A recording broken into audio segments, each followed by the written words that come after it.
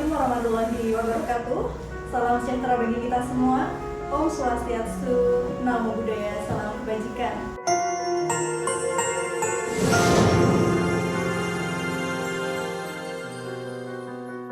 Nah, hari ini saya Ria bersama Anda di podcast Caraka, cerita inspiratif bersama Kemenang Kendal.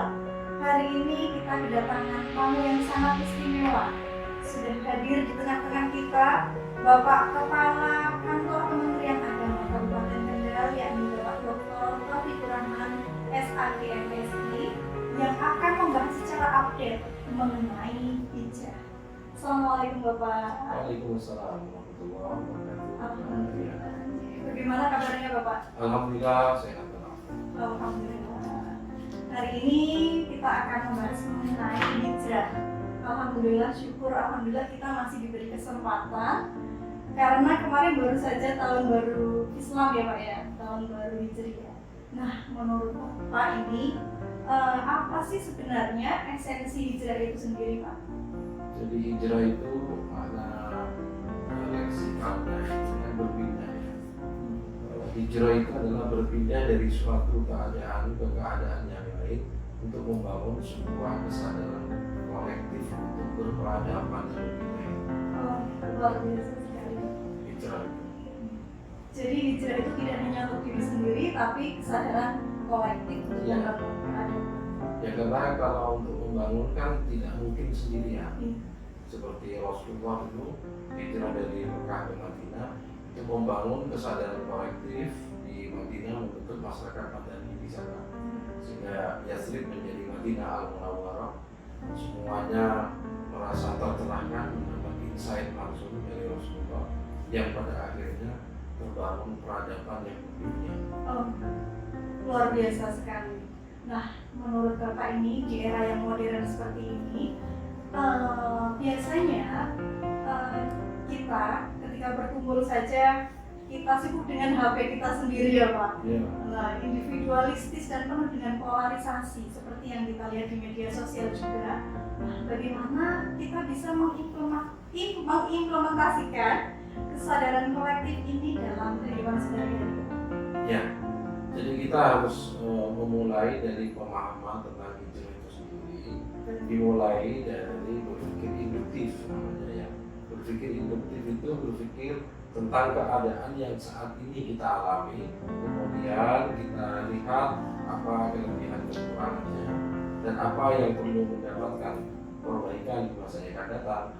Nah itu yang kita cerahkan untuk semuanya, munculkan awareness, munculkan kesadaran ya, kolektif awareness itu dimunculkan. Kemudian nanti masing-masing sesuai dengan posisinya, sesuai dengan kapasitasnya berbuat untuk peradaban yang lebih baik, untuk berbuat untuk perubahan yang lebih baik. Itu sangat mungkin bisa kita lakukan karena dalam kehidupan sehari-hari. Misal kita transfer dalam kehidupan di kantor misalnya. Kantor akan kita hijrahkan dari keadaan yang sebelumnya ke keadaan yang lebih baik. Nah, nanti kita munculkan, kita dorong kesadaran kolektif. Nah, kemudian sesuai dengan tugas dan fungsinya kita berbuat masing-masing. Tidak harus sama yang kita lakukan. Sesuai porsinya masing-masing. Sesuai porsi masing-masing. Insya Allah bisa kita lakukan. Masya Allah sekali. Nah, gini Pak, kan di Kendal sendiri itu masyarakatnya macam mungkin Pak. Iya. Nah, tidak sama, heterogen. Khususnya di Kendal dan umumnya di Jawa Tengah juga seperti itu. Bagaimana hijrah dan kesadaran kolektif ini bisa menjadi perekat di tengah perbedaan tersebut? Ya, jadi Indonesia ini kalau di luar itu memang dikenal dengan pluralitas society. Jadi masyarakat yang plural ya, masyarakat yang majmuk tak terkecuali di Kendal ini ya. Semua agama ada di Kendal ini. Kemudian organisasi kemasyarakatan juga ada di sini, semuanya ada, bahkan mungkin suku etnis juga beragam di Kendal itu. Maka kita harus memiliki kesadaran bahwa kita ini satu bangsa Indonesia dan kita ini satu kabupaten Kendal, apapun sukunya, apapun agamanya, kita berbuat yang terbaik untuk kabupaten Anda. Maka keberagaman ini menjadi perekat, bukan menjadi penjauh atau peregangnya di antara kita ini. Bisa jadi jembatan ya Pak? Menjadi jembatan dan pakai teori pelangi ya Pak. Pelangi itu kelihatan indah itu karena berbeda. Beda-beda warna. Seandainya pelangi itu merah semua atau hijau semua atau kuning Jadi apa saja, monoton ya Pak ya? jadi monoton. Ya memang pelangi itu Iya. pelajaran yang terbaik buat kita gitu ya. Perbedaan adalah sunatullah begitu ya Pak? Iya, perbedaan sunatullah. Dan memang justru alam ini kelihatan bagus karena memang kan perbedaan ya. Karena perbedaan itu. Dan Allah sendiri kan sudah nasnya di Al-Quran.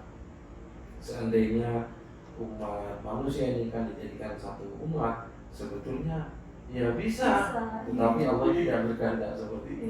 Kita diciptakan berbeda, dari perbedaan itu kita bisa belajar dari yang lain. Kita kemudian bisa taat. Justru dari perbedaan ini yang kemudian menimbulkan berbagai disiplin ilmu. Kalau mau kita kaji lebih dalam, coba tidak berbeda itu ya. Alam ini tidak berbeda misalnya. Mungkin ya tidak ada ilmu IPA ataupun ilmu biologi ataupun ilmu yang lain ya. Justru karena banyaknya perbedaan ini kemudian Muncullah muncul. ilmu. Coba saya ambil contoh satu saja ya. Bagaimana kuasanya Allah itu melahirkan berbagai disiplin. Bahasa saja Pak ya. Iya Pak. Seandainya semua sedunia ini berbahasa Arab, itu kan tidak ada disiplin ilmu yang lain. Jurusan bahasa Inggris kan tidak ada. Dan seandainya berbahasa Inggris semua sedunia ini kan tidak ada pelajaran bahasa Inggris juga. Karena kita sudah tiap hari berbahasa Inggris. Betul sekali Pak. Iya kan? Justru karena di Arab pakai bahasa Arab, di Indonesia pakai bahasa Indonesia, di Amerika, di Inggris sana, Australia pakai bahasa Inggris. Nah kemudian menjadi disiplin ilmu sampai di perguruan tinggi kita mempelajari. Itu baru bahasa ya? Baru bahasa, belum yang Belum yang lain. lain. Belum yang lain, baru bahasa. Masya Allah. Masya Allah, Allah Akbar. Saya kalau berpikir lebih mendalam lagi itu, baru bahasa bisa melahirkan berbagai disiplin ilmu. Bahkan bukan hanya disiplin ilmu ya, sampai melahirkan guru-guru besar bahkan itu. Belum lagi nanti tubuh manusia. Belum tubuh manusianya. Ya contohnya kalau orang Indonesia ini mau ke Timur Tengah kan harus belajar bahasa Arab. Mau ke Amerika kan harus kursus bahasa Inggris. Kalau seandainya sebenarnya pakai bahasa Inggris mau pergi ke Amerika, apa istimewanya? Kan tidak ada istimewanya. Ada effortnya. Tidak ada effort sama sekali, tidak ada effort sama sekali. Dan tidak perlu belajar karena tiap hari kita udah berbahasa Inggris. Kan begitu. Betul sekali Pak. Nah ini nyambung di masalah piagam Madinah Pak. Zaman dahulu itu kan Nabi membangun masyarakat Madinah, beliau merancang piagam Madinah demikian rupa dan menjadi bukti bahwa Islam itu menghargai pluralitas. Nah, di dalam piagam tersebut juga berbagai suku, etnis itu setara Pak. Apakah hal tersebut bisa diterapkan di era sekarang dengan entitas yang masing-masing, cita-cita dan ego-egonya sendiri itu gimana Pak? Bisa. Justru piagam Madinah itu piagam tertua ya di dunia sebetulnya. Sebelum piagam PBB tentang hak asasi manusia dan sebagainya yang lain gitu ya. Sebelum itu. Karena piagam Madinah ini hebatnya ya, yang perlu nanti kita replikasi, yang perlu kita contoh di dunia kita, di dunia nyata kita, dalam kehidupan kita itu ya. Piagam Madinah itu adalah piagam kesepakatan untuk membangun sebuah peradaban baru, membangun kedamaian tanpa menghilangkan entitas masing-masing. Itu hebatnya. Jadi yang beragama Islam tetaplah beragama Islam, yang Kristen tetaplah beragama Kristen, yang Yahudi tetaplah beragama Yahudi. Tetapi kalau Madinah diserang, itu punya kewajiban membela secara bersama-sama. Itu hebatnya piagam Madinah. Setelah saya pelajari, Rasulullah itu sama sekali tidak menghilangkan entitas, baik entitas agama maupun entitas etnis, suku dan kedaerahan, sama sekali tidak. paksaan untuk Tidak ada paksaan. menjadi Islam semua. Cuma mempunyai tanggung jawab yang sama. Jadi misal kalau kita replikasi di Indonesia ya, kita ini berbagai macam agama, suku, adat istiadat dan kedaerahan, tetap jangan dihilangkan. Apa yang ada di Kendal ini mari kita uri-uri, budaya Kendal, mari kita uri-uri. Tetapi ketika kita bicara tentang Kendal secara keseluruhan, maka itu semuanya dilebur menjadi satu untuk kepentingan Kendal. Nah, ditarik ke yang lebih tinggi, provinsi misalnya, kedaerahan yang di Kendal itu kita sumbangkan sebesar-besarnya untuk provinsi yang lain. Nah, kalau kita bicara nasional, apa kearifan lokal yang ada di Jawa Tengah ini mari kita sumbangkan untuk Nusantara. Jadi intinya harus punya tujuan, punya goal ya. punya goalnya. Iya, punya goal masing-masing, tetapi tanpa menghilangkan entitas. Karena memang keberagaman entitas itu sebetulnya itu sunnatullah yang memang sudah ditakdirkan oleh Allah untuk kita gitu. Justru dari entitas itu kita merasa kaya di Indonesia. Ya. Bayangkan ya, pulaunya saja kan 17.000 lebih, sukunya 1.430-an gitu ya. Bahasanya 800 Mbak, di Indonesia ini 800 bahasa. 800 bahasa. Sehingga kita tidak perlu meniadakan itu semuanya kan. Biarkan yang Kalimantan berbicara dengan bahasa Banjarnya, yang Jawa dengan bahasa Jawanya, yang Madura dengan bahasa Maduranya, yang Jakarta dengan bahasa Betawinya, yang mana Sumatera ya, silakan semuanya ayo kita masing-masing. Tetapi ketika kita bicara tentang kepentingan nasional, nah ini kita melebur jadi satu untuk kepentingan nasional. Menarik sekali ini Pak. Jadi jika kita kaitkan dengan bangsa kita, apakah Bapak melihat adanya benang merah tadi dengan antara semangat hijrah dengan nilai-nilai kebangsaan kita Pak? Sangat relate sekali, sangat berhubungan dan sangat sesuai. Contohnya kita diikat dengan Pancasila. Nah, yang pertama kan ketuhanan yang Maha Esa ya. Nah, ketuhanan yang Maha Esa itu sudah mewadahi semua yang berketuhanan. Apa saja di situ sudah di situ ya. Semua jadi satu, tidak hanya Islam itu tadi. Sudah masuk semua yang berketuhanan yang Maha Esa. Nah, itulah Pancasila. Nah, sila yang kedua, sila kemanusiaan. Nah, itu semuanya kita ini bersama-sama untuk menghormati nilai-nilai kemanusiaan. Artinya jangan model penyakit yang lain, bully yang lain. Walaupun berbeda, itu kan kita sudah diikat dengan itu. Kemudian apalagi yang sila ketiga, persatuan Indonesia. Itu beda lagi ya. Itu kan kita dari Sabang sampai Merauke, dari Pulau Niaga sampai Pulau Rote. Sekarang katanya dari Aceh sampai Papua. Nah, istilahnya yang sekarang itu. Nah, kita ini disatukan dengan Pancasila. Jadi satu. Nah, kalau sila yang keempat, yang kelima itu sudah bicara bagaimana kita bernegara ini kan melalui permusyawaratan. Kemudian terakhir kita harus memiliki bagaimana keadilan sosial bagi seluruh Indonesia. Nah, dari sila 1, 2, 3 saja kita ini sebetulnya sudah punya ikatan yang kuat. Nah, artinya tanpa menggunakan piagam Madinah, ya kita sudah punya Pancasila. Maka relate sekali sebetulnya. Dan memang ya di negara kita ini kan memang dibiarkan untuk beragama menurut tata cara menurut keyakinan dan kepercayaan masing-masing. Artinya silakan yang Muslim sholatlah dan beribadahlah sesuai ajaran Islam. Yang Kristen juga demikian, yang Hindu Buddha bahkan Konghucu juga sama demikian. Aturan masing-masing. Kembali ke aturan masing-masing. Tetapi ketika kita bicara tentang negara ini semuanya, ayo kita sumbangkan. Dulu Nabi seperti itu membuat piagam Madinah itu memang sangat-sangat indah ya. Padahal di saat peradaban dunia itu kan hanya blok barat dan blok timur. Barat itu Romawi, timur itu Persia ya, sekarang Iran itu sekarang. Nah justru di saat peradaban sekarang, peradaban dunia ini sudah luas sekali, mestinya kita sudah mulai mengais-ngais kembali butir-butir di agama kita. Nah, ada satu yang menyebabkan kita ini mirip banget, yaitu keberagaman bangsa Indonesia. Kalau di negara-negara mungkin Eropa ya, atau Amerika seperti daerah Amerika Latin itu kan tidak begitu beragam ya.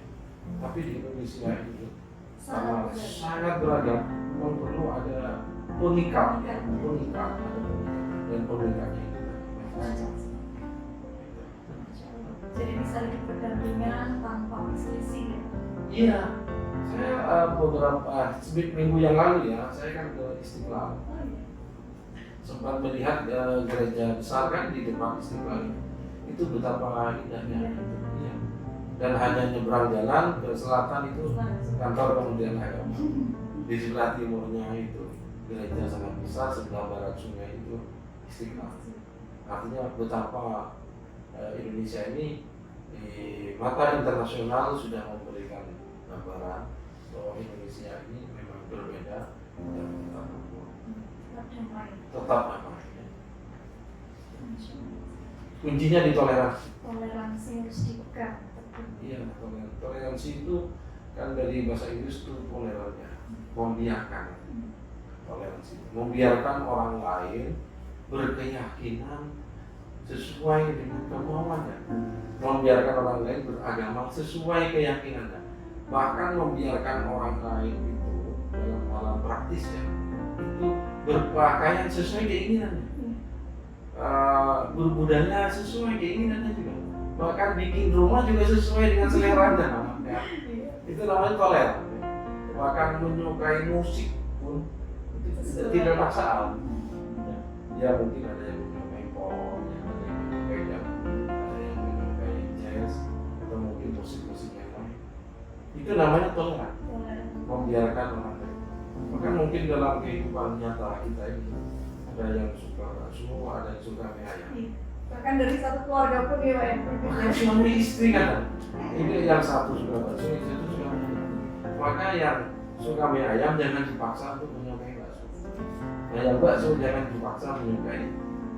Saya pernah mendapat pertanyaan, kalau begitu bagaimana Pak Taufik gitu? Kalau suami istri beda kayak gitu. Saya jawab, nyari warung miso. Bakso gitu. Aja tidak perlu bertengkar ya maksudnya. Tetap memberi toleransi kepada orang lain, membiarkan orang lain. Tetap ada aturan. Tetapi kita kan diikat dengan norma. Walaupun toleran itu hanya membiarkan, ini ada norma. Norma itu kan ada norma agama, ada norma hukum, ada norma sosial. Nah, norma agama kalau menurut agama itu tidak pantas, ya jangan dilakukan.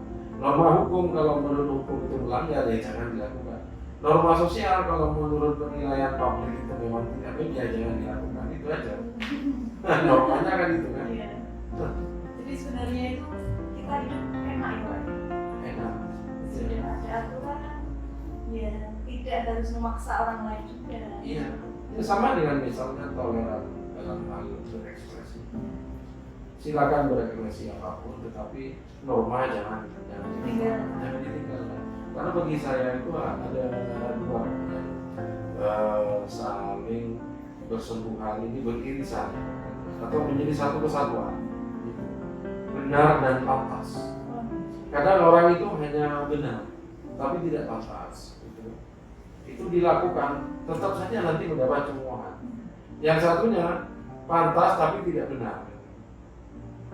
Maka menurut saya, ya benar perlu tapi tidak pantas juga. Sama dengan suci dan bersih. Suci secara hukum itu walaupun kotor, ya tidak masalah. Tetapi itu tidak baik untuk kesehatan kita, yang tidak baik gitu. Nah, makanya bersih saja tidak cukup, suci saja tidak cukup. Neraka yang baik, bersih dan suci. sama dalam Al-Quran juga. Halalan dan thayyiban itu selalu bicara. Halalan dan thayyiban. Satu frekuensi. Halal itu memang belum tentu thayyib.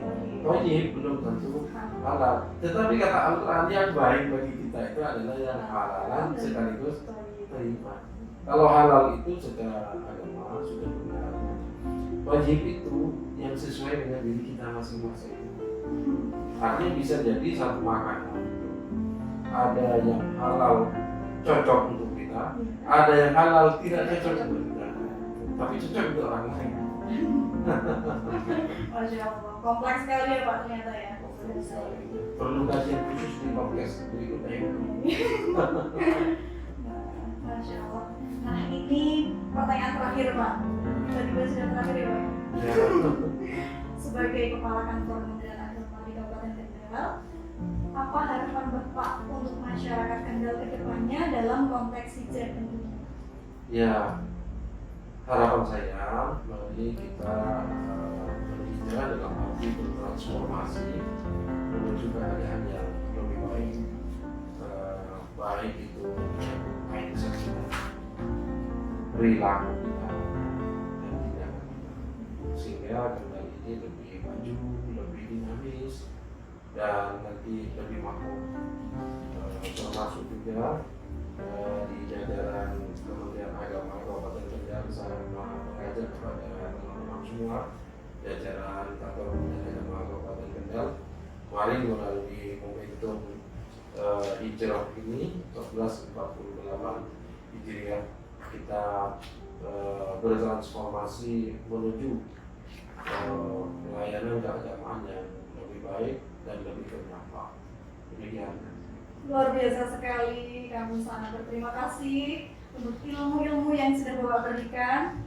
Jadi tadi sudah dijelaskan panjang lebar dan lengkap oleh Bapak Taufik sendiri. Dan tentunya itu untuk kemajuan Kabupaten Kendal. Insyaallah. Untuk podcast episode kali ini kita dapat merangkum bahwa hijrah itu berani meninggalkan hal buruk, berani melangkah ke yang lebih baik, dan berani membangun peradaban. Betul sekali Pak. Nah, perubahan besar juga dimulai dari perubahan kecil yang berkonsistensi setiap hari. Insya Allah dengan begitu Kendal akan lebih maju, sejahtera dan makmur. Terima kasih dari saya Ria. Kita ketemu lagi di pertemuan berikutnya. Terima kasih. Wassalamualaikum warahmatullahi wabarakatuh. Waalaikumsalam.